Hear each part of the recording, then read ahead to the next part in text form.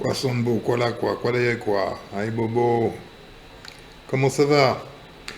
Donc, on va reprendre, euh, puisque j'ai reçu un message suite à la vidéo précédente qui s'appelle L'État. Vidéo dans laquelle nous traitions, entre autres, des événements qui se sont déroulés en Nouvelle-Calédonie.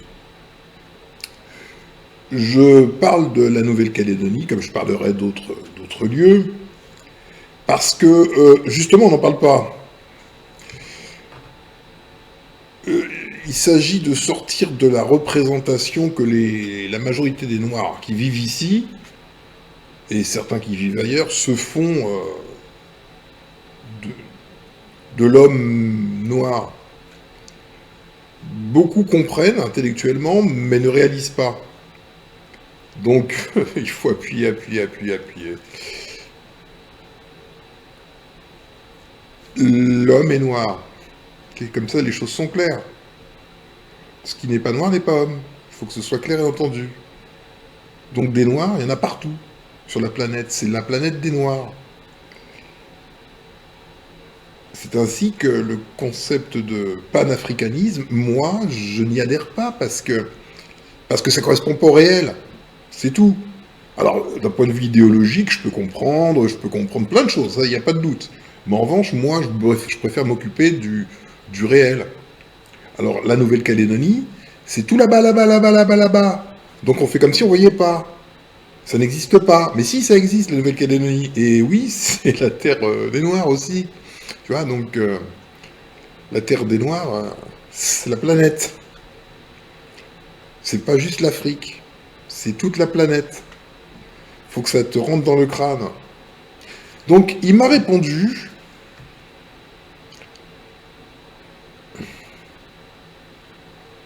c'est très intéressant. C'est Alphonse Euribehari. Donc il est kanak. C'est un noir qui vit en Nouvelle-Calédonie. Un kanak. Bonjour Nectanebo, j'ai été présent le jour du jugement de l'assassinat des 10 frères de Yengen, assassinés par l'ordre colonial français, l'État.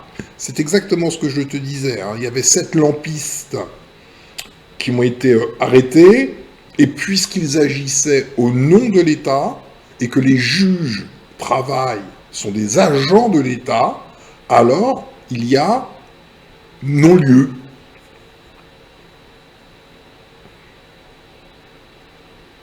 Parce que c'est une troupe, ils sont ensemble, c'est l'État. Tu vois? Et l'État, c'est l'État.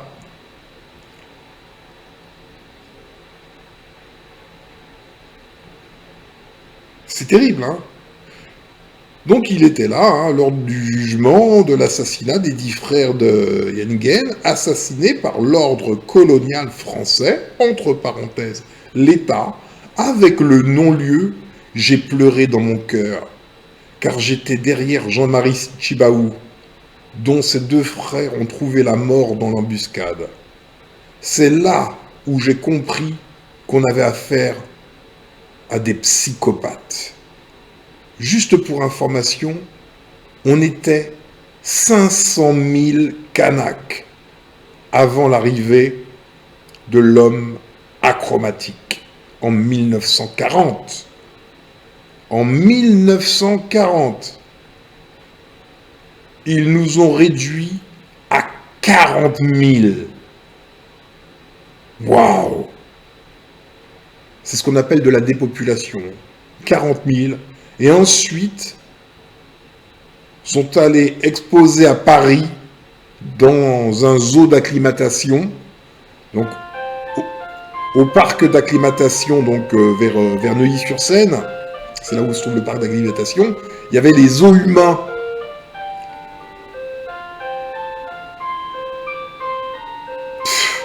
Merci pour ton poste, je suis complètement d'accord avec vous.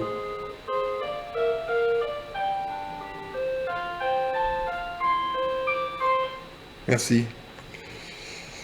Donc, il faut que tu comprennes bien les choses pour ne pas te tromper de cible. Le problème n'est pas l'homme ordinaire de tous les jours. Le blanc, lui-même, c'est un esclave, faut le comprendre. Le système féodal européen reposait sur l'esclavage des blancs, du même peuple, hein, enfin plus ou moins. Ça s'appelait le servage. Ça veut dire, je crois que ça vient de servus, du latin, qui veut dire esclave. C'était aussi des esclaves, les serfs. Hmm, peut-être, certainement, oui, évidemment, beaucoup mieux traités que les noirs, mais c'était quand même des esclaves.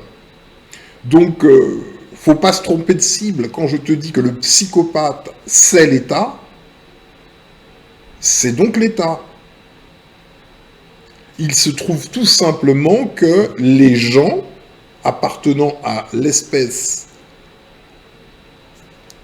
néandertalienne se sont vus dépossédés de leur psychose qui a été remise à un collectif qui s'appelle l'État, qui est le seul dépositaire de la psychose collective. C'est un peu compliqué, mais je pense que tu vas finir par comprendre. Hein. Parce que tout ce que tu peux voir des actes de l'État, les actes réels, hein, je ne te parle pas des romans qu'il écrit, hein, ça relève de la psychopathie totale. Totale. Il n'y a pas que les Noirs hein, qui ont été maltraités, qui ont connu les pires barbaries.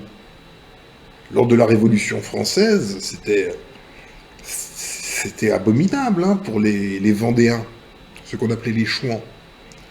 Faut aussi s'intéresser à cela. Si tu veux comprendre vraiment le problème, tu peux pas juste focaliser sur les Noirs, ou sinon tu vas te tromper. Tu dois comprendre les choses de manière totale. Ils étaient 500 000, ils ont été réduits à 40 000. Plus de 90% de la population a été génocidée. On n'en parle pas dans les livres d'histoire parce que les livres d'histoire sont visés par l'État. C'est à partir de là que tu peux commencer à comprendre le thème que j'ai déjà évoqué, qu'il s'agit de développer, qui est la psychanalyse de l'espèce.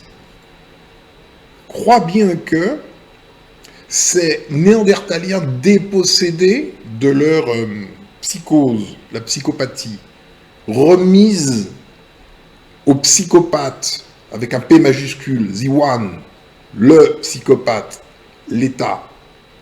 Si ces blancs, ces achromatiques, venaient à connaître l'histoire abominable qui est la leur, par attachement, ce serait la révolte des OGM, comme j'appelle ça. Donc il faut penser de manière stratégique. Tu comprends?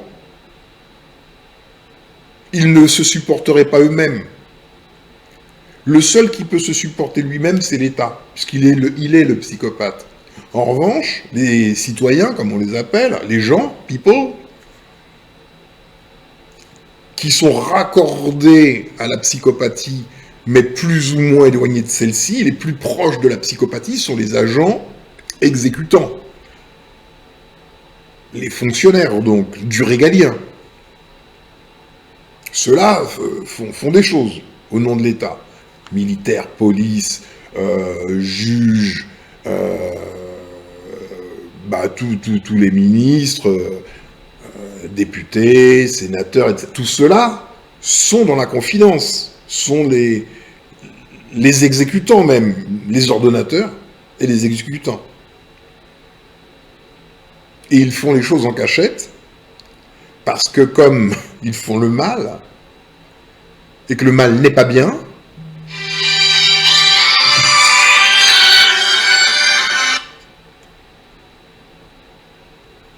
comme ils font le mal et que le mal n'est pas bien, et qu'ils le savent, ils se cachent.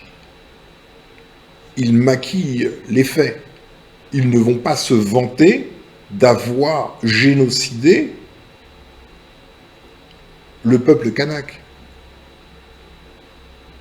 Non seulement ils génocident le peuple kanak à partir de 1940, on ne parle pas de choses qui remontent au XVIIe siècle. Non, non, 1940, c'est le début de la Seconde Guerre mondiale. Ils ont eux-mêmes vécu des événements dramatiques sur le continent européen. Ils n'en tirent aucune leçon. Ils vont continuer le pire, mais il n'y a pas que qu'en Nouvelle-Calédonie, je veux dire, c'est partout. Et il faut donc que tu prennes conscience que c'est en eux, c'est génétique, puisqu'en 1940, on peut parler d'un génocide, ils étaient 500 000, ils sont réduits à 40 000. Faut accepter les choses. Tu peux pas croire que tu as affaire à une espèce qui peut évoluer. Elle peut que devenir de plus en plus maligne, subtile, dans sa barbarie, dans son aptitude à la masquer, à la cacher, à la maquiller. C'est tout. C'est terrible. Donc, et là où ils te trompent, c'est qu'ils te mettent en avant-poste des gens du peuple, les gens que tu rencontres tous les jours, tes fameux amis blancs, et ils sont, eux, tout à fait acceptables, il n'y a pas de problème là-dessus. Et tu fais un amalgame entre tes amis, et ils te trompent, sans même le vouloir, hein, ils te trompent en étant normaux, en étant sympas, ce que tu veux, et ce qui domine réellement, qui est l'État.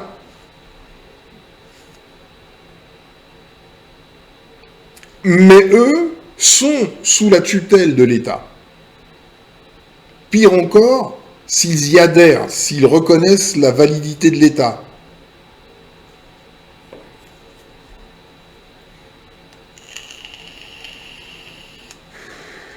Tu comprends?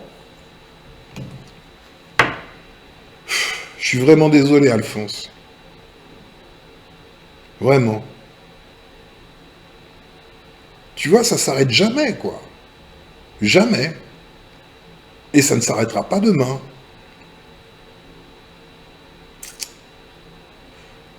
Bon, je vais revenir sur les propos de Toko Isambi. J'avais déjà répondu, mais je vais aller plus loin.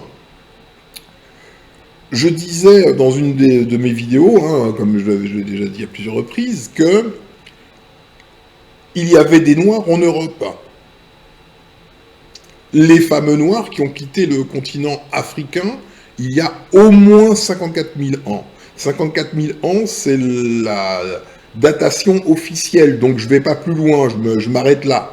Même si je sais qu'ils étaient là bien avant. Mais au moins il y a 54 000 ans, les hommes, en fait, c'est pas les Noirs. Il faudrait réussir à arrêter de dire Noirs, mais pour l'instant on ne peut pas. Donc les hommes, les seuls hommes, les humains, les terriens, les terriens qui ont été confectionnés sur le continent africain, bah, se sont répandus sur leur planète. Rien d'extraordinaire. Ce qu'ils doivent faire. Donc ils sont allés sur une partie de la planète qu'on appelle aujourd'hui Europe. Il n'y a rien d'extraordinaire à cela. Comme ils sont allés ailleurs. En Asie, en Amérique, en Australie, partout. Ok? Ils habitaient donc en Europe. Et je disais que ces personnes n'étaient pas à considérer comme des personnes africaines. Ça n'a aucun sens, puisqu'elles ont quitté l'Afrique il y a 54 000 ans, et que dans de telles conditions, on n'a plus de lien. Le lien, oui, on a un lien génétique, c'est là où on est né, mais le lien, on a autant de liens qu'un poussin a un lien avec la coquille qu'il a quittée quand il est né, tu vois. Et c'est là où la représentation des Noirs un peu actifs ou un peu éveillés en France, ou en tout cas en Occident, là je parle de la France surtout, parce que c'est là où on est faussée, parce que tout est concentré sur l'idée d'africanité. Ce qui écarte Alphonse. Bah oui, tu vas pas lui dire Alphonse, tu es africain. Bah non, je suis noir, c'est tout. Je suis un terrien, donc je suis normal, donc je suis noir. Oui, je suis, enfin, je m'alignais à quitter l'Afrique un jour ou un autre. Bon, vous voyez, so what? Faut que tu arrives à être un panafricaniste international. Tu vois ce que je veux dire? Pour avoir la représentation juste. Tu es le terrien. Si tu te confines dans l'idée d'Afrique, tu mens. Tu mens à la vérité qui est ce qui est, la vérité est l'expression parfaite de ce qui est, et ton expression n'est plus la vérité parce que tu te limites au lieu de la genèse de l'homme. Alors qu'il fallait bien qu'il naisse quelque part, à l'origine. Mais il appartient à la planète Terre, il est le terrien, point. Et il faut que tu l'acceptes. Parce que sinon, tu joues, sans le savoir, naïvement, le jeu des Néandertaliens, qui veulent... Ce sont eux qui t'ont mis ça dans la tête, en vérité. Hein. Ah ben oui, ils sont forts. Ils te font croire que c'est toi qui penses. Ça, c'est l'œuvre du diable. Donc, te ramenant au seul continent africain, au moins dans ta cellule mentale, tu renies tout ton héritage véritable qui est la planète. Et donc, bah, tu la leur laisses, cette planète. Tu comprends?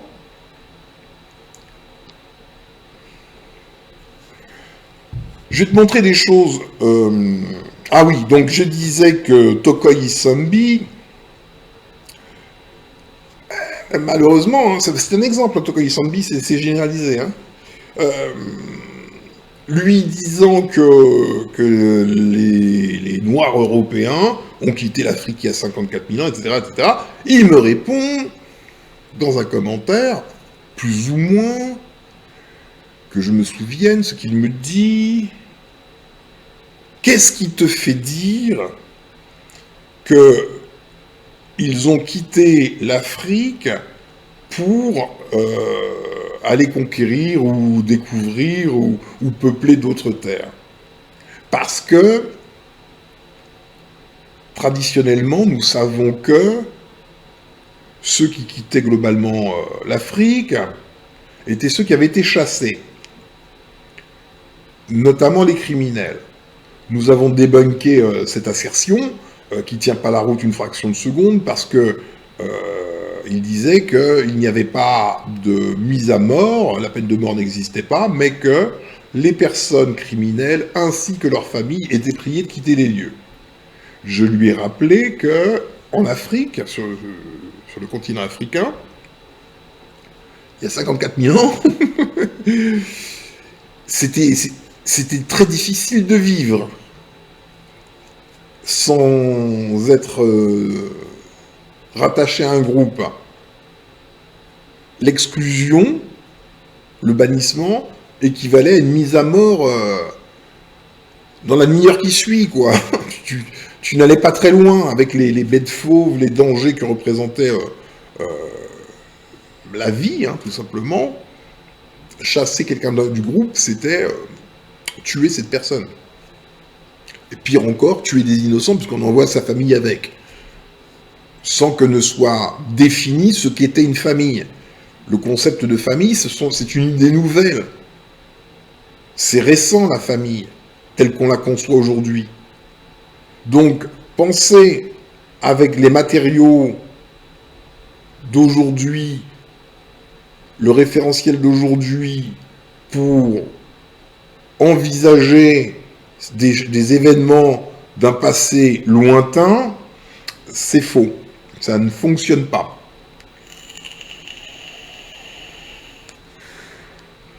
Ça fonctionne d'autant moins bien que, et c'est là où je voulais en venir, c'est cette fameuse carte de l'Afrique. La carte de l'Afrique, je me rends compte, depuis quelque temps, que c'est un conditionnement, un empoisonnement mental. Parce que je vois ça partout, chez tous ceux qui revendiquent de s'en sortir, ou enfin bref, tout ça là, ils ont tous la carte de l'Afrique, même s'ils ne sont pas africains. Hein. Ils ont tous la carte de l'Afrique. Partout, c'est la carte de l'Afrique, c'est leur prison mentale. On va regarder des choses justement par rapport à cette carte de l'Afrique.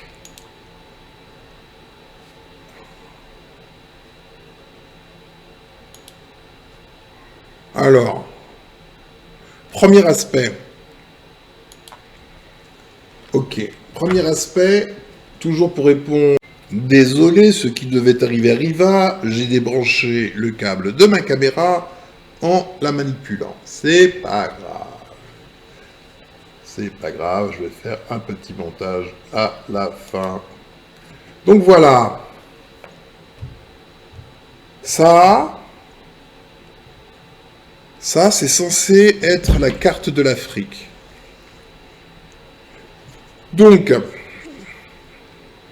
cette chose-là est gravée dans le cerveau de beaucoup de Noirs. Non seulement des Africains, mais aussi d'autres qui ne sont même pas des Africains, mais à qui on a dit « tu es Africain, et c'est comme ça, et tais-toi ». Voilà. Et ils y ont cru à fond. Alors que, pour peu qu'ils se regardent dans un miroir, bah, ils vont se rendre compte qu'il y a quand même pas mal de différences entre eux et les Africains. Ils vont se rendre compte qu'il y a une différence biologique de 54 000 ans qui les sépare de différences biologiques de 54 000 ans, mais climatiques, différences alimentaires qui ont produit des petits changements, hein, mais ils sont tous noirs. Ce qui les unit, c'est le fait de synthétiser de mélanine, donc le fait d'appartenir à l'espèce Homo sapiens. Voilà. Maintenant, l'attachement à une terre particulière, c'est encore autre chose. Donc, nos amis noirs, nos amis noirs sont enfermés dans cet espace et ils ne se rendent pas compte que cet espace dans lequel ils s'enferment, eh bien, en vérité, ce sont les Néandertaliens qui manipulent les choses de telle manière à ce qu'ils ne se voient que là. Point. Et non pas comme les hommes, les terriens. Surtout pas. Parce que à partir du moment où l'homme noir devient ce qu'il est, le terrien, question se pose, concernant le Néandertalien, qui es-tu? D'où viens-tu? Et là, ça commence à poser de sérieux problèmes. D'accord? Je rebondis sur la théorie soutenue en tout premier lieu par Cheikh Anta Diop, qui consistait à dire que les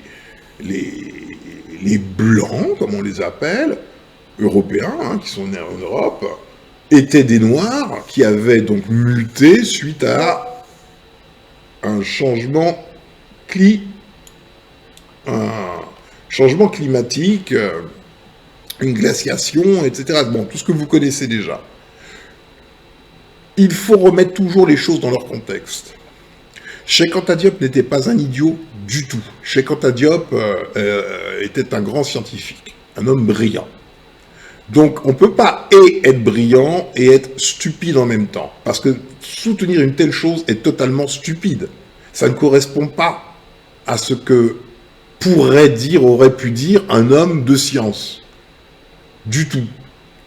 Donc il y a anguille sous roche. Et il faut se souvenir que Cheikh Anta Diop, justement, était un scientifique, donc il était souvent convié à rencontrer d'autres scientifiques achromatiques. il avait des obligations vis-à-vis d'eux. Cheikh Anta Diop était aussi marié à une femme achromatique. Il eût été difficile à Cheikh Anta Diop de dire à sa femme, écoute bébé, faut que je te dise quelque chose. En fait, t'es un monstre. En fait, j'ai analysé, hein, j'ai tout fait, j'ai étudié. En fait, non. Ouais, t'es une chimère, t'as été fabriqué en labo, là, t'es un monstre, t'as rien à faire sur la planète Terre, mon amour. C'est difficile. Faut le reconnaître. Donc, peut-être, est-ce que, pour diverses raisons, il a préféré noyer le poisson. J'en sais strictement rien, mais en tout cas, les faits sont là. Bon, alors, Toko Isambi nous disait que les personnes en Afrique qui quittaient le continent étaient celles qui étaient chassées. Alors ça n'a pas de sens. Pourquoi? Parce qu'il faut d'abord avoir conscience d'être sur un continent. Je pense pas qu'il y a 54 000 ans, pas plus qu'il y a 5 000 ans, les personnes qui vivaient là étaient conscientes de ça. Ça, c'est quelque chose de très récent dans l'histoire de l'humanité. Ça n'existe que depuis très très très peu. Et c'est même pas les Noirs qui ont fait ça. Hein. Ça, c'est pas noir. Cette représentation-là. On verra ça tout à l'heure. Donc, pour pouvoir chasser quelqu'un d'Afrique, il faut avoir la conscience du continent africain. Tu vois? Et ça n'existait pas. Donc, si je suis ce raisonnement, je continue dans ce raisonnement, on a vu que ça ne pouvait pas être vrai, mais poursuivons. Donc, le peuple à nous, qui allait à terme être les fondateurs de l'Égypte. Bon, ils viennent de la région des Grands Lacs, ils viennent de là. Ok? S'ils sont partis de là pour aller, d'abord un peu au Soudan, puis après en Égypte, si je te suis, c'est donc qu'ils ont été chassés parce que c'était des criminels ou je ne sais quoi. Bon, dans ce cas-là, l'Égypte est le produit des criminels. On est d'accord. On a vu que ça pouvait pas être vrai, que c'était insensé. Les migrations des peuples étaient des migrations massives. Il y avait beaucoup de personnes qui se déplaçaient. Énormément de personnes. Pour pouvoir vivre, il faut avoir une structure entière qui se déplace pour pouvoir survivre. D'accord? Maintenant, la question reste entière, mon cher Tokoy. Pour quelles raisons, dans ce cas-là, se sont-ils déplacés? Pourquoi est-ce qu'ils ont quitté ce lieu dans lequel ils se trouvaient? Pour aller faire un long périple, il y a plus de 3000 km entre là et là, c'est plus de 3000 km. Qu'est-ce qu'il s'est passé? Quelque chose s'est passé. Il y a eu des raisons qui ont poussé les personnes à migrer plusieurs fois tout au long de l'histoire, et je ne sais pas ce que c'est. Et toi non plus. Mais nous devons le savoir. Mais en tout cas, il ne s'agissait pas de raisons, par exemple, alimentaires, parce que d'autres sont restés. Donc ce n'était pas le manque d'alimentation. Alors tu supputais qu'ils étaient chassés, exilés, pour cause de mauvais comportements, on va dire, pour faire simple.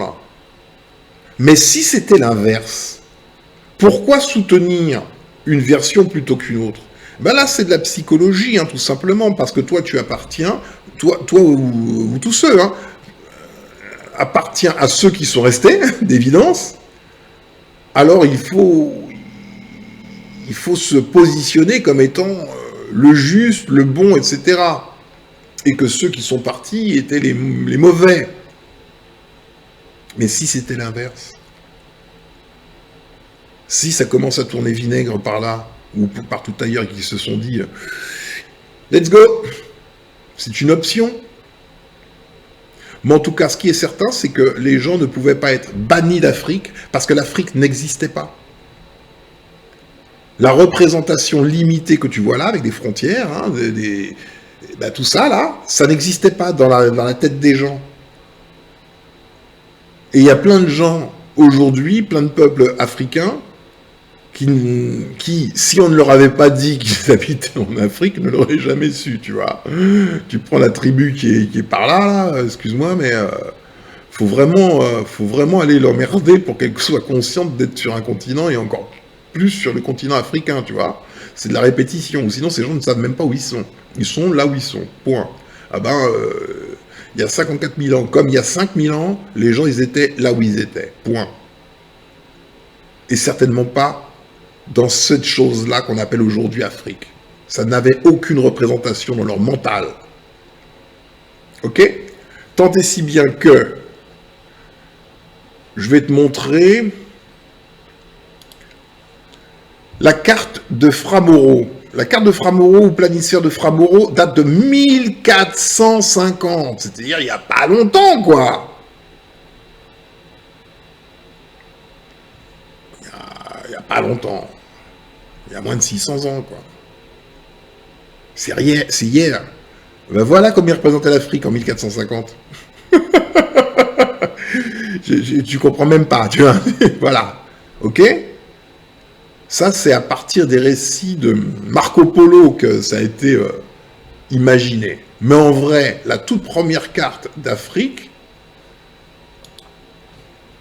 la plus ancienne représentation cartographique connue de l'Afrique est le Da Ming Un Yitu, carte du grand empire Ming, gigantesque planisphère daté de 1389. Et c'était plutôt du bon boulot, hein.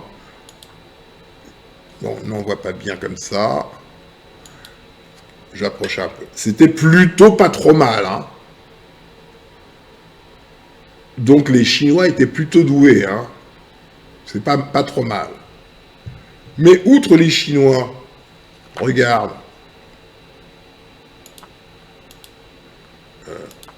Voilà, évolution des cartes d'Afrique. Regarde. Est-ce qu'on peut agrandir? Ouais. Non. Oh là là. C'est chiant leur truc. 1554. Sébastien Münster. Voilà comment lui représentait l'Afrique. Ok? 1554. Ça, c'est 1584. Abraham Ortelius. 1644. Willem Johnson Blau. Ah, bizarre celle-là. 1710. Hermann Moll.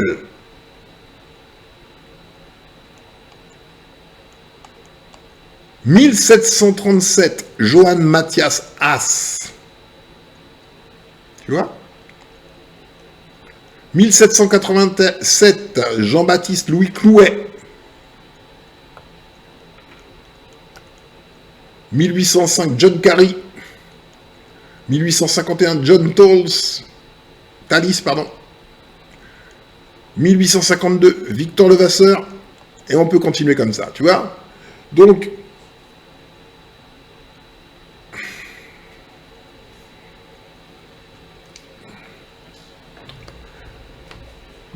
ce que de nombreux panafricanistes brandissent comme leur étendard,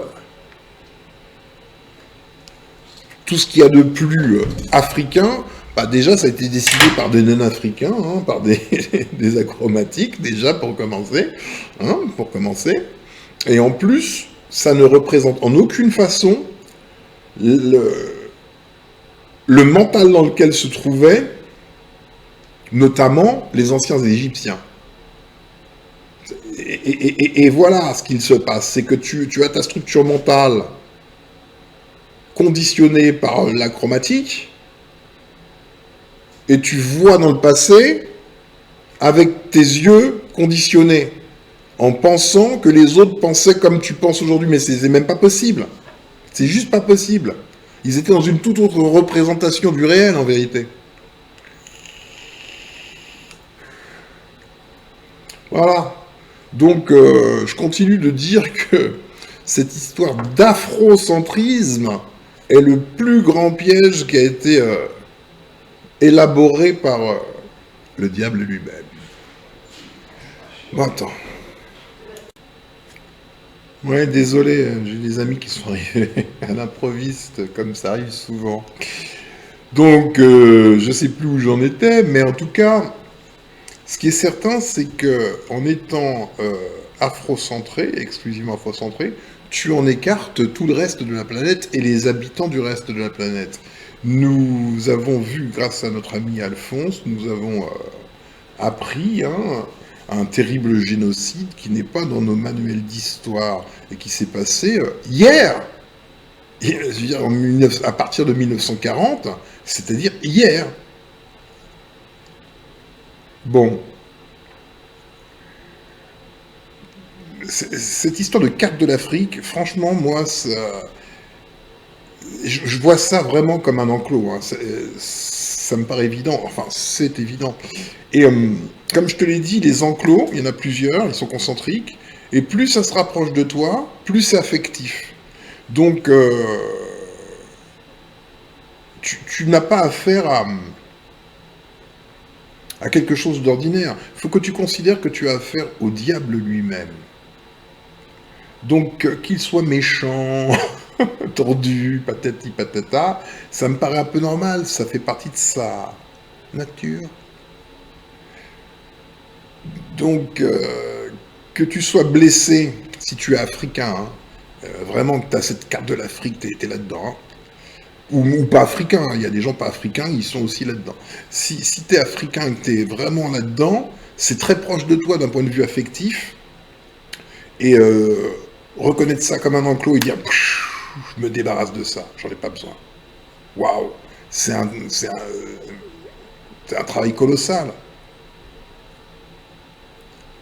Parce que tu te bats contre le diable. Il est plus fort que toi. Il va te soumettre. Tu dois le savoir. Il t'a déjà soumis. C'est comme ça. Si tu te souviens de ce que je t'ai dit, je vais te montrer de nouveau.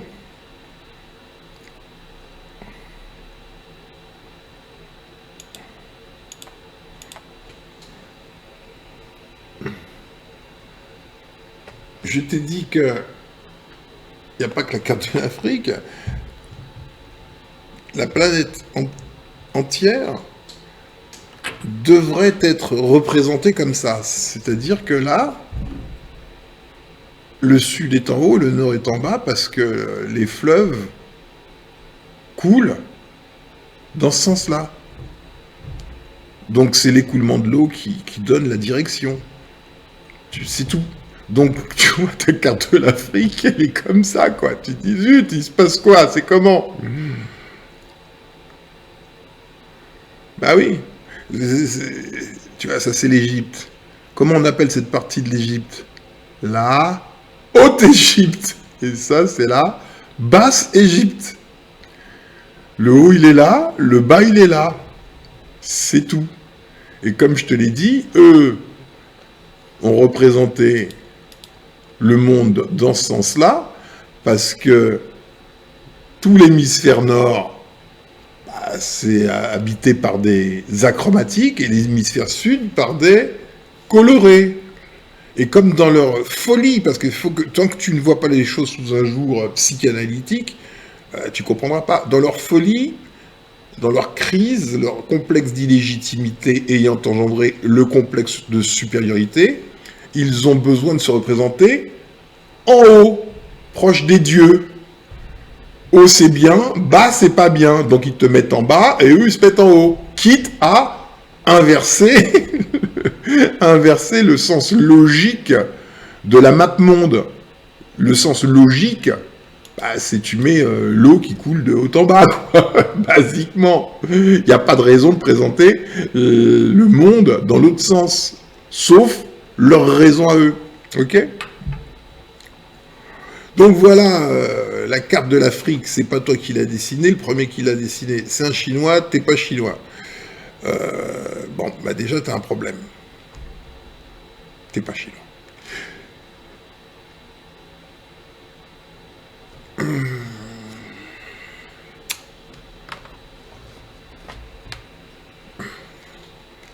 Et ton...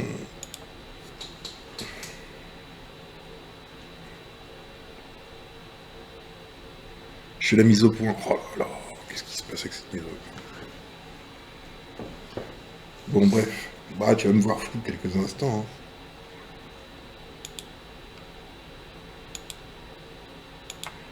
Hein. Hop, hop. Oh là là. Voilà, excuse-moi, ça y est. Mise au point effectuée. Donc,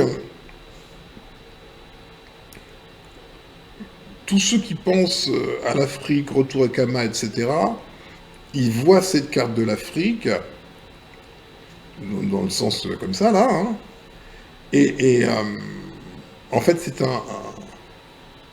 un poison mental.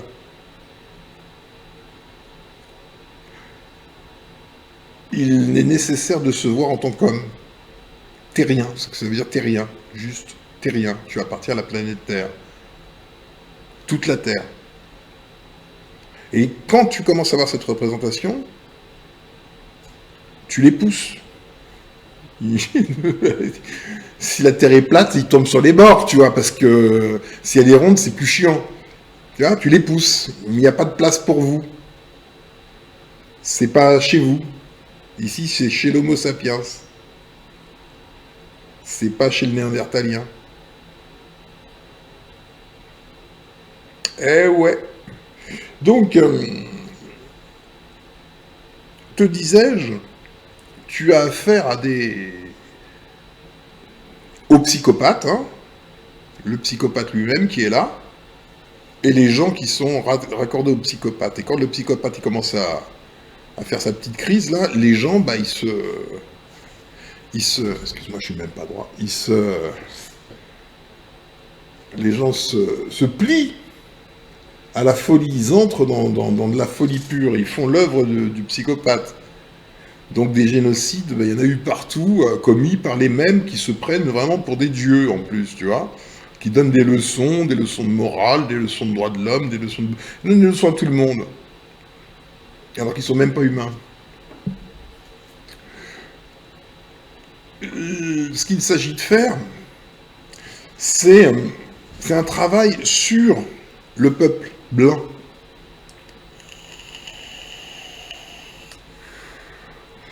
Parce que se diffuser entre nous l'histoire, etc., oui, c'est bien, mais ce n'est pas la guerre. C'est un début. Mais ce qui est la guerre, c'est de réduire le néandertalien à ce qu'il est. Et pour ce faire, il est nécessaire, à un moment, il sera nécessaire d'enseigner aux gens, people, les gens de tous les jours. C'est un passage obligé. Pourquoi? Parce que ils vont accéder à un point de rupture. Il y a un moment, ils vont accéder à un point de rupture. Et ce point de rupture conduit à ce que j'appelle la révolte des OGM. Dis-moi que je ne vais pas débrancher ma caméra. Et c'est ce qu'il s'agit de faire. C'est de conduire les créatures hybrides, les chimères, qui se font manipuler, jusqu'à la révolte contre leur autorité, qui est le psychopathe.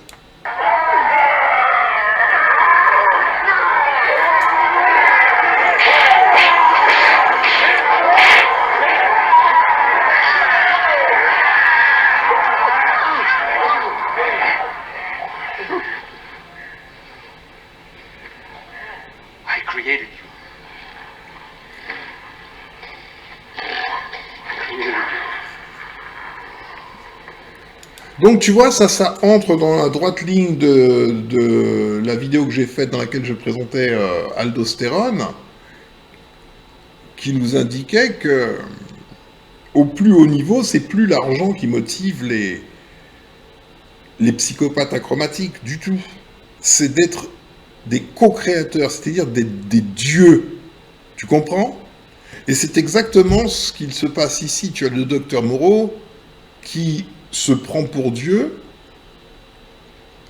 qui réalise des manipulations génétiques sur des créatures, des animaux, pour en faire ses créatures à lui. Et, il n'a pas respecté la loi qui leur impose. Il a notamment tué un homme. Et au bout d'un moment, bah, ces créatures se révoltent contre lui parce qu'elles se rendent compte qu'il n'est rien de plus qu'un fou finalement, un psychopathe. Et il leur répond, je vous ai créé.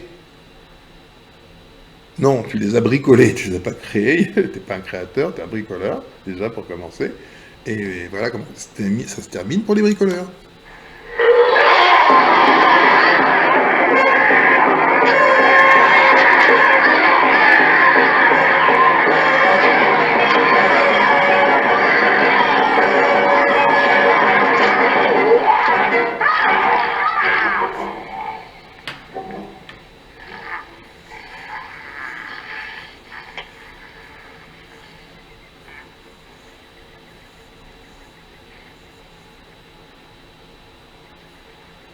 Voilà. Donc comme ils n'ont pas été créés par la vie, on va dire Dieu, parce qu'au moins tout le monde comprend, bah, ils sont dans une douleur intérieure, et ils disent Dieu, tu ne nous as pas créés alors que nous sommes des êtres magnifiques. Donc on va te remplacer, même toi. on va se faire co-créateur. On est, quitte à renverser la planète, enfin la map monde, se placer en haut pour te montrer qu'on est en haut. On est en train d'aller vers le haut, d'être Dieu. Et c'est ce que disait Aldostérone. Ces gens, à un moment, atteignent la psychopathie elle-même, tu vois. Plus tu montes dans les niveaux sociaux, plus tu accèdes à la maladie mentale qui s'appelle la psychopathie. Et bah, la psychopathie, ça te fait vouloir être Dieu, puisque Dieu ne veut pas de toi, il n'a pas voulu de toi, il ne t'a pas pensé. C'est quelque chose de lourd, hein, faut que tu le comprennes comme ça. N'avoir pas été envisagé par la vie. La vie a envisagé l'homme, oui. C'est celui-là, c'est le noir, là. C'est lui que j'ai créé, lui, là. C'est lui, il me plaît. Toi, je ne te connais pas. C'est une grande douleur.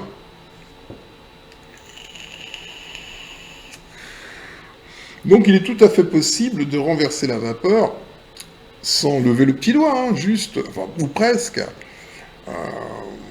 en éveillant, non plus les noirs, mais en éveillant les blancs. Tu vois? Le peuple. Et pour les éveiller, ben, il faut qu'ils sachent tous leurs crimes, tous les crimes de leurs psychopathes, notamment le génocide du peuple kanak. Notamment. Donc on va regarder quelque chose, parce que j'ai découvert une chaîne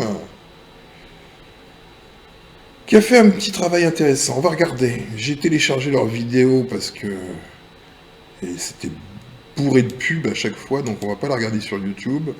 On va la regarder directement ici. Voilà. Alors, voyons voir. Alors, la chaîne s'appelle Terre Noire. Et incontournablement, cette même carte de l'Afrique. Franchement, oh là là. Oh, c'est épuisant au bout d'un moment. Bon, on va quand même l'écouter.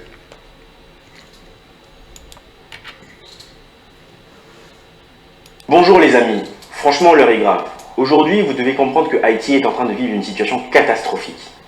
Pendant que vous êtes en train de fêter votre nouvel an en homme libre, vous devez savoir que si vous avez cette possibilité de faire cette fête en tant qu'homme libre, c'est d'une grande partie grâce à Haïti. Vous devez savoir que les Occidentaux ont été humiliés par un homme qui s'appelle Jean-Jacques Dessalines. Jean-Jacques Dessalines, c'est celui qui a donné l'indépendance à Haïti. Donc Jean-Jacques Dessalines, le 1er janvier 1804, rend Haïti indépendant. Les Occidentaux ont perdu la guerre. Napoléon Bonaparte a été humilié. Des milliers de soldats français ont été tués pendant cette guerre. Mais pas que les soldats français, il y a eu des soldats anglais, un certain nombre de soldats européens en réalité. Donc les Occidentaux ne supportent pas cette chose jusqu'à aujourd'hui. Mais vous ne verrez pas ça dans aucun livre d'histoire en France, bien entendu. Parce que, voilà, on ne peut pas garder cette humiliation qui est l'une des plus grandes, notamment pour les Occidentaux. Et donc, Haïti est devenu indépendant le 1er janvier 1804, quelques années après la mort de Toussaint Louverture, qui avait été tué par Napoléon Bonaparte, bien entendu. Et donc, les amis, vous devez comprendre qu'aujourd'hui, chaque 1er janvier, nous devons servir à quelque chose. Nous devons nous remémorer cette histoire. Mais je vous ai gardé un petit extrait, justement, pour que vous puissiez regardez si vous ne connaissez pas l'histoire. Et donc, une chose, si vous venez de découvrir la chaîne Terre Noire, sachez qu'ici on va parler d'Afrique, de Noir, de tous les sujets qui tournent autour de l'africanité, on va parler des faits actuels, on va parler de l'histoire. Donc, si ce genre de sujet vous intéresse, n'hésitez pas à vous abonner les amis, et pour le reste, je vous dis bon visionnage. Alors, il nous dit qu'il va parler de l'africanité, mais il va en fait nous parler de Haïti. Ce n'est pas l'Afrique. C'est juste noir. C'est pas l'histoire de l'Afrique. C'est l'histoire d'Haïti. Et après, par voie de conséquence, l'histoire des autres îles à proximité d'Haïti, comme la Martinique, la Guadeloupe, par exemple.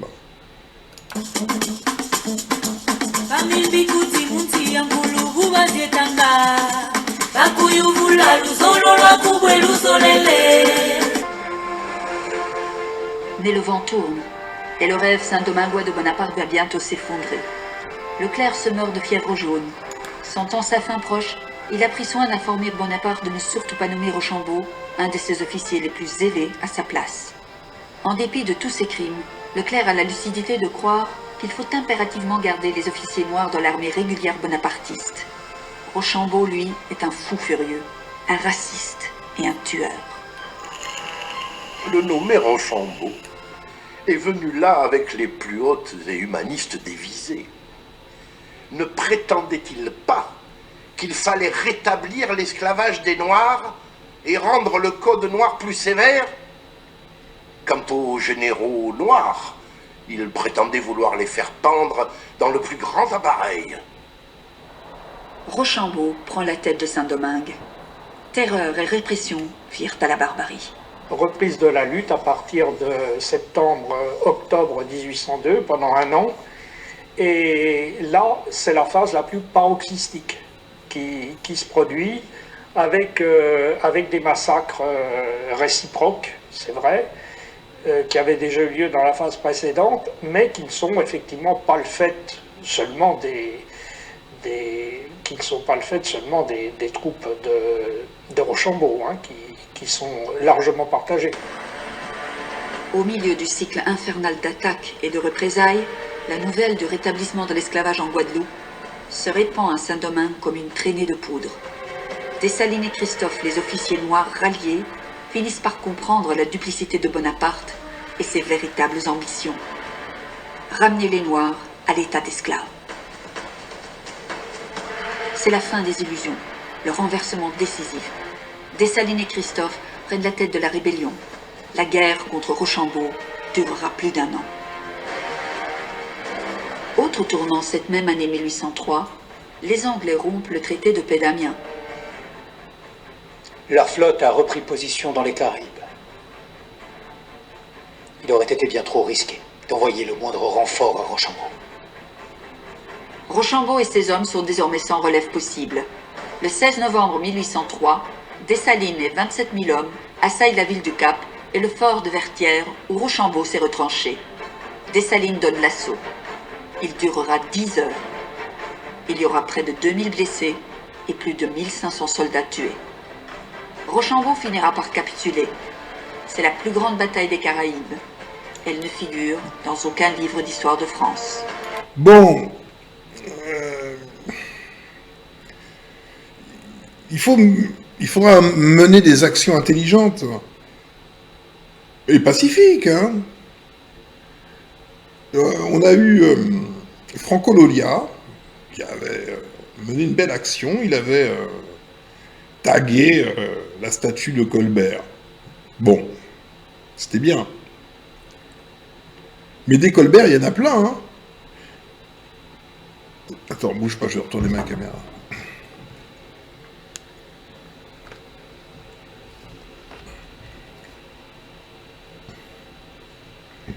Des Colbert, c'est pas ce qui manque en France, tu vois. Donc, des noms comme Leclerc ou Rochambeau sont pas particulièrement connus de tous, mais offense est faite aux hommes noirs, puisque ces fous furieux sont valorisés en France. Hein. Il y a des statues de Rochambeau, il y a des avenues du général Leclerc, des rues du général Leclerc, et on ne parle pas de celui de la 2e division blindée, mais du général de Napoléon. Donc, ces personnes ne prennent pas conscience des offenses multiples qu'elles occasionnent. Pour quelle raison? Parce que, au fond, qui peuvent-elles valoriser? C'est une espèce qui, dans son entièreté, et je parle vraiment de l'entièreté de l'espèce, je ne parle pas des individus dans l'espèce, hein. L'espèce elle-même est criminelle. Ces actes ont toujours été des crimes. Des génocides, des abominations, des spoliations. Cette créature n'existe en vérité que comme ça. Elle le fait d'une manière ou d'une autre. Nous avons vu que aux Antilles, Guadeloupe, Martinique, les Noirs sont plutôt mis à la porte de leur île, notamment par le coût de la vie et de l'immobilier de manière générale aussi. C'est une autre façon de conquérir des territoires. C'est une gangrène. Donc, cette bataille de Vertières, on ne l'entend pas dans les livres d'histoire. On n'en parle pas.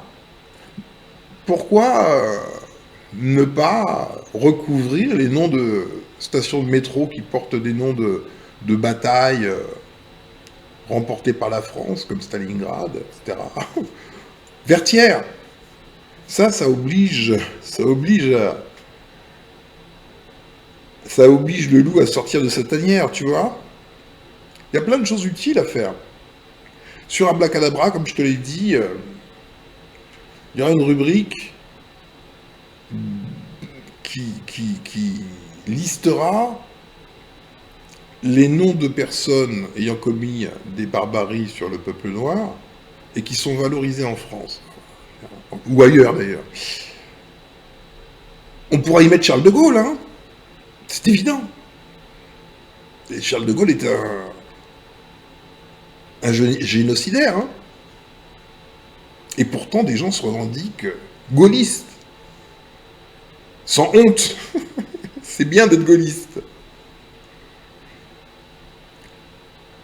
Donc, sur Abracadabra, il y aura cet espace où chacun pourra, de manière participative, entrer des noms et écrire des résumés, joindre des vidéos, des photos, des PDF, etc., pour nous montrer qui est qui, jusqu'à obtention d'une gigantesque liste de salopards valorisés ici, aujourd'hui en France, et parfois on habite dans des rues qui portent leur nom, comme c'est mon cas, avenue du Général Leclerc. Voilà. Donc il y a plein d'actions à mener. Mais les actions qui sont à mener doivent être pensées dans le cadre de la psychanalyse de l'espèce, c'est-à-dire montrer au peuple, éloigné du psychopathe, mais rattaché au psychopathe, qui est leur surmoi, jusqu'à ce qu'il y ait une rupture du lien unitif entre eux et le psychopathe. Et retournement de situation, révolte des OGM. Ah, si toi tu as envie de lever le petit doigt, vas-y, moi je ne lève pas le petit doigt. Je suis fragile. Continuons.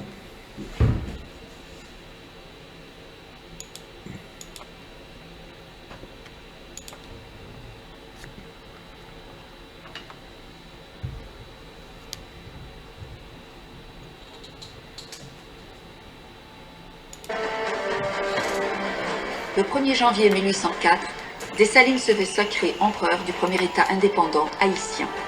Saint-Domingue devient Haïti, symbole de la résistance. Une île non libérée par les Lumières ou par les lois abolitionnistes, mais par les descendants d'esclaves eux-mêmes. Voilà, donc Résultat final, ça pour moi c'est 60 important 000. si tu veux. C'est important de souligner que d'une part, on doit tous quelque chose au peuple haïtien. Ce sont les meilleurs d'entre tous.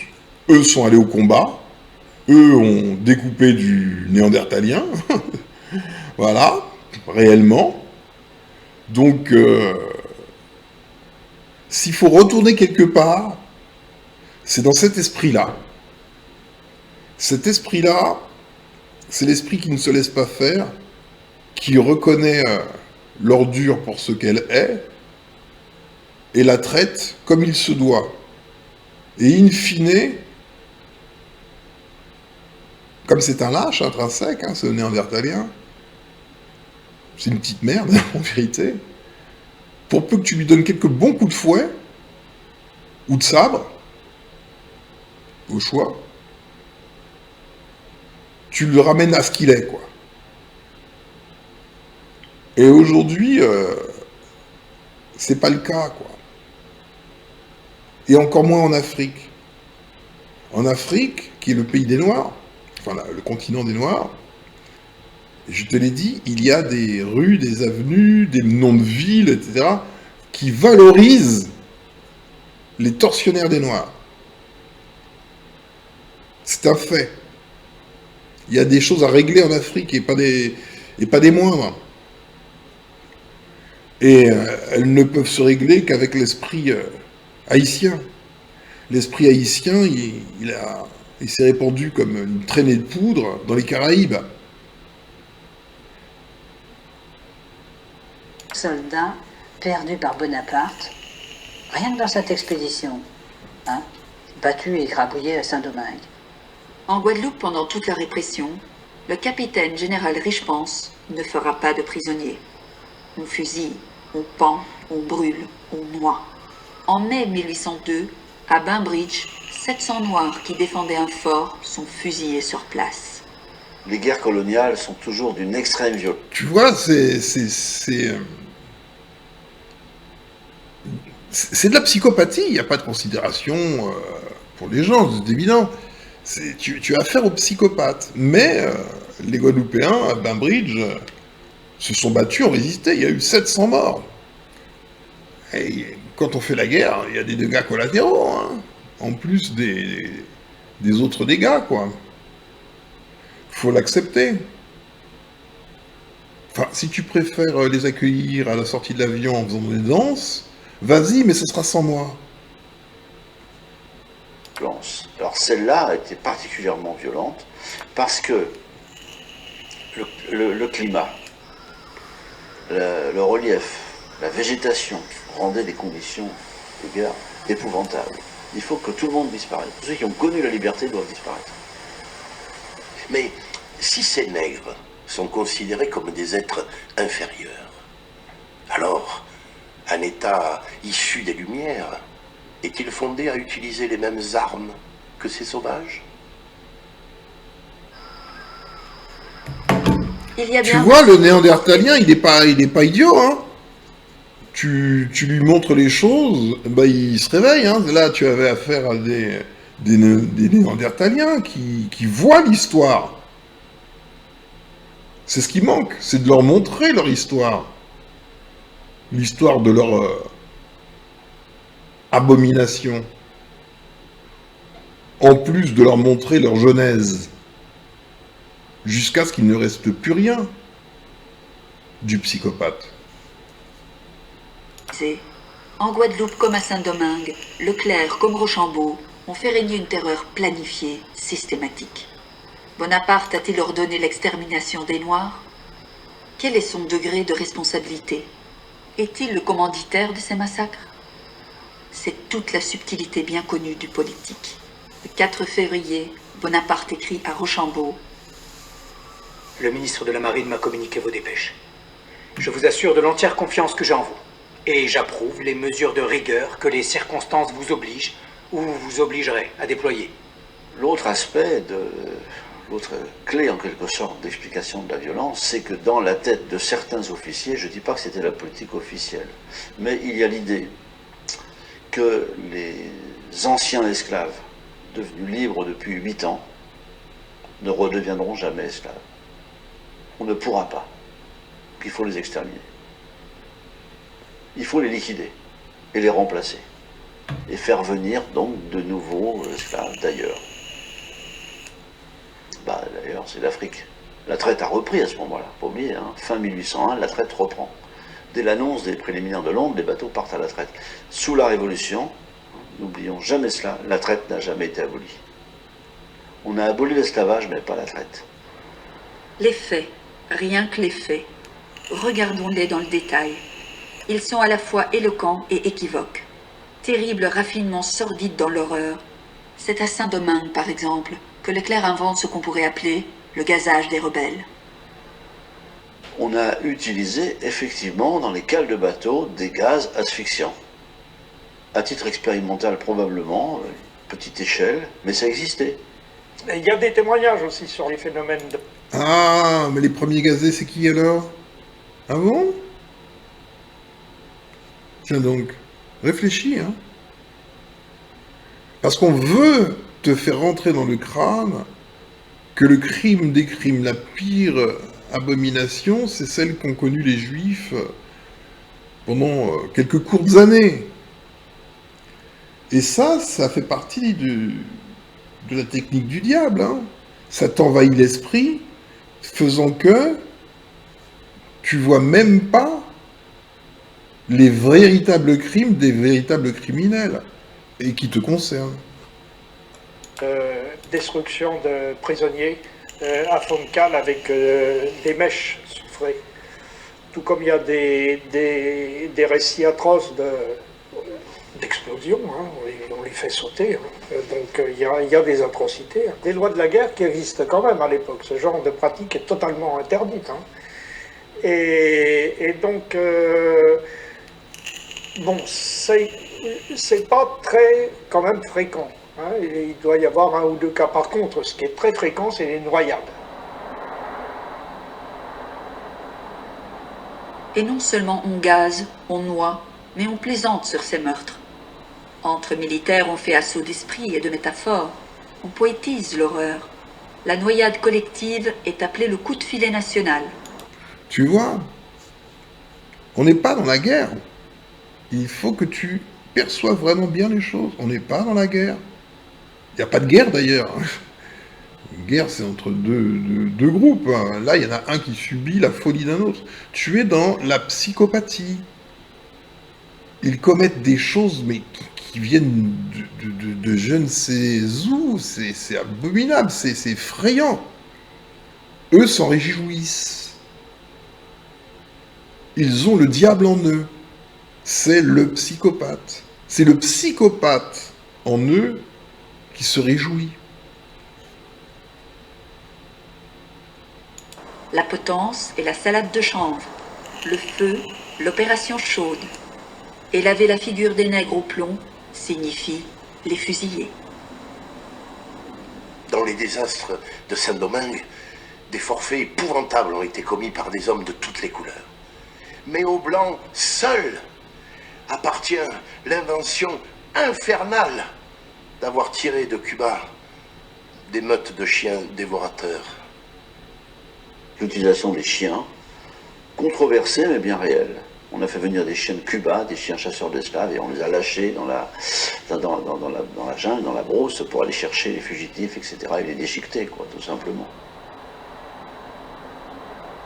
Gazage des Noirs, utilisation des chiens de sang, exécution sommaire, meurtre, torture. À l'infernal arsenal de la répression, Bonaparte va associer un élément majeur, la déportation.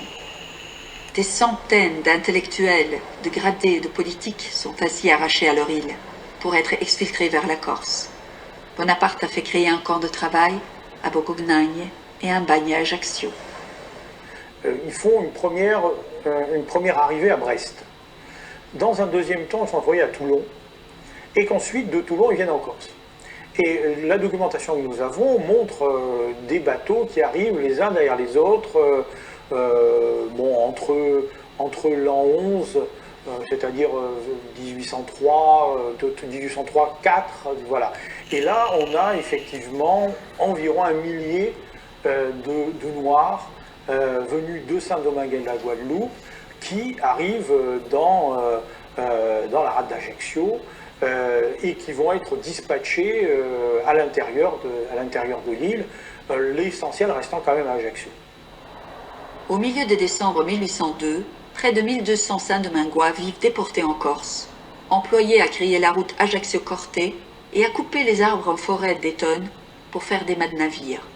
Le soir, ils dorment nus sur la paille des Capucins.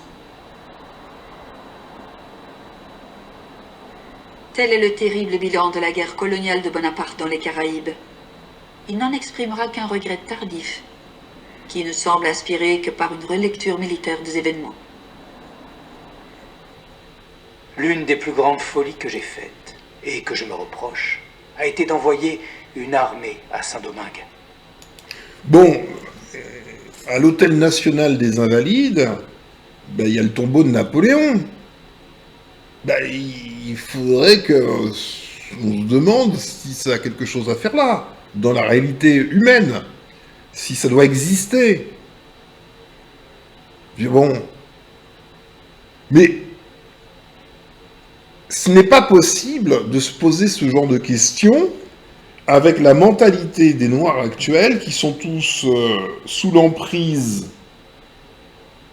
de la technique du diable. Ils seraient incapables de s'unir et d'exiger. Ils ne pensent pas avoir à exiger.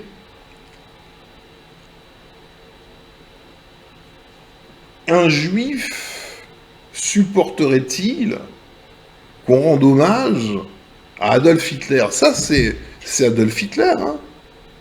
C'est le même. C'est Adolf Hitler. Mais en pire. Déjà dans la durée, mais aussi dans la cruauté. Comment se fait-il qu'on rende hommage à Napoléon? Le faisant, c'est insulter tout. En fait, tout. La vie, la justice, l'homme, tout. Donc, que tu dises que ça, c'est du passé, pourquoi pas? En revanche, aujourd'hui, dans le présent, l'État français rend hommage à ce monsieur comme à d'autres. Ça, c'est pas du passé. C'est une certitude. Donc, croire qu'ils se seraient révolutionnés eux-mêmes, qu'ils auraient changé... Mais tu te trompes lourdement. C'est une maladie mentale qui ne peut pas être guérie. C'est une maladie mentale qui a des origines génétiques. Est-ce que tes comportements ou tes pensées sont raccords d'avec ces faits? Est-ce que ce que tu projettes dans l'avenir tient compte de ce qu'est un néandertalien réellement? Je pense pas. Ou en tout cas, comme moi, je m'approche de certains leaders d'opinion, influenceurs, etc., qui ne me répondent même pas, je vois qu'ils sont possédés, en vérité, inconscients, ou jouant leur jeu personnel, mais absolument pas conscients d'être des homo sapiens sur leur planète envahis par des chimères folles, et que les siècles nous permettent de dire que cette créature a toujours été pareille et qu'elle risque pas de changer demain. J'aurais dû prévoir qu'il était impossible de réussir dans le projet que j'avais conçu. J'ai commis une faute. Tu vois, sa faute, c'est pas la barbarie, hein. Non, non, non. Sa faute, c'est d'avoir perdu. Il dit merde. Oh, j'ai mal joué. C'est ça le psychopathe.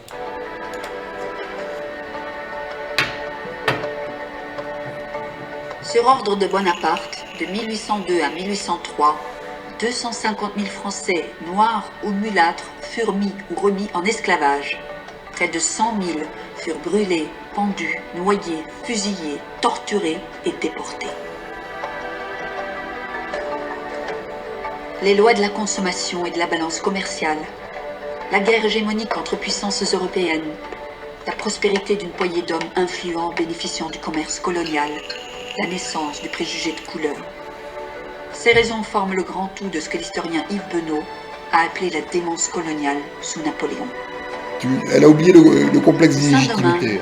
devenu Haïti, Aimé Césaire dira « La négritude s'y mit debout pour la première fois. Ce fut leur conquête. Mais leur conquête était aussi pour nous tous, si nous en étions dignes. D'un colonialisme peut jaillir un autre. Cette histoire est notre tragédie à tous. »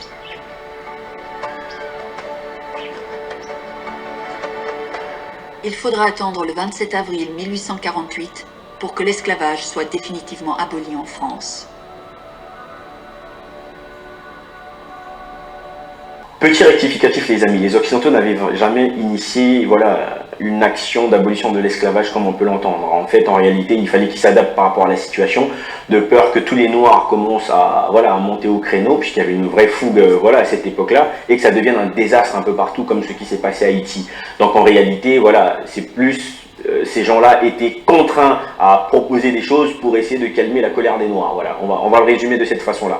Donc aujourd'hui, en tout cas, c'était un instant culture. J'espère que cette vidéo vous aura plu. Et commencez, les amis, à célébrer chaque 1er janvier pour l'indépendance de Haïti. Et surtout, menez une action. Dites-vous au moins que si vous pouvez mener une action à chaque fois envers Haïti, chaque 1er janvier, et que si tout le monde peut le faire, ça peut être quelque chose de grand, les amis. En tout cas, moi je vous dis à très bientôt sur les prochaines vidéos. N'oubliez pas de liker, de commenter et de vous abonner si ce n'est pas encore fait. Ok frérot, pas de problème, on fera ça. Donc ce que je voulais mettre en évidence, c'est plusieurs choses. Hein. C'est que être afrocentré empêche de considérer les Noirs, en dehors d'Afrique. C'est voulu. Être afrocentré et pousser les autres à cet afrocentrisme consiste à les endoctriner pour qu'ils n'aient plus aucun souvenir de leur passé réel et qu'ils ne se projettent que sur le continent africain, là où on veut les conduire. Les guerriers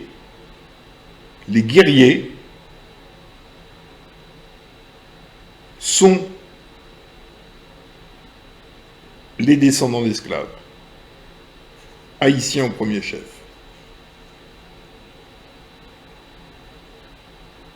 Ils n'étaient pas nombreux, ils ont zigouillé du néandertalien, en veux-tu en voilà. T'avais des têtes qui volaient dans tous les sens. Moi, ça me plaît. c'est pas vers l'Afrique qu'il faut retourner, c'est l'Afrique qui doit faire demi-tour et aller du côté d'Haïti, de la Guadeloupe, de la Martinique, etc. Parce que c'est là où sont les guerriers qui font la guerre et qui plient les autres. Ça, c'est un réel aussi. Je suis sans aucune concession. La justice n'a pas d'amis.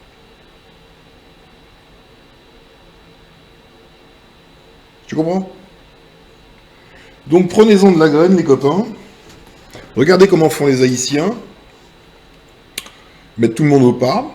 Bon, évidemment, il y a de la vengeance derrière. Hein. On a remarqué que Haïti, c'est une île, en fait. Hein. C'est une île qui est comme ça, qui inclut... Avant, ça s'appelait Saint-Domingue. Et bah, la partie ouest, l'ouest de l'île, c'est Haïti. Et le reste, c'est la République dominicaine. Mais c'est la même île.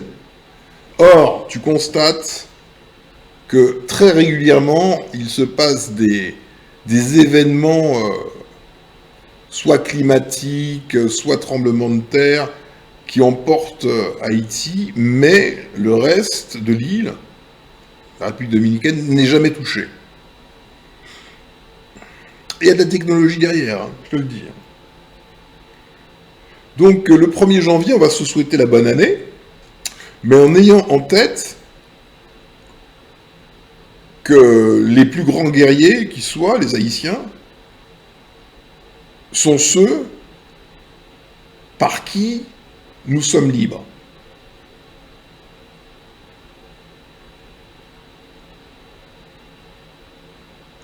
Voilà. C'est ce que je voulais dire.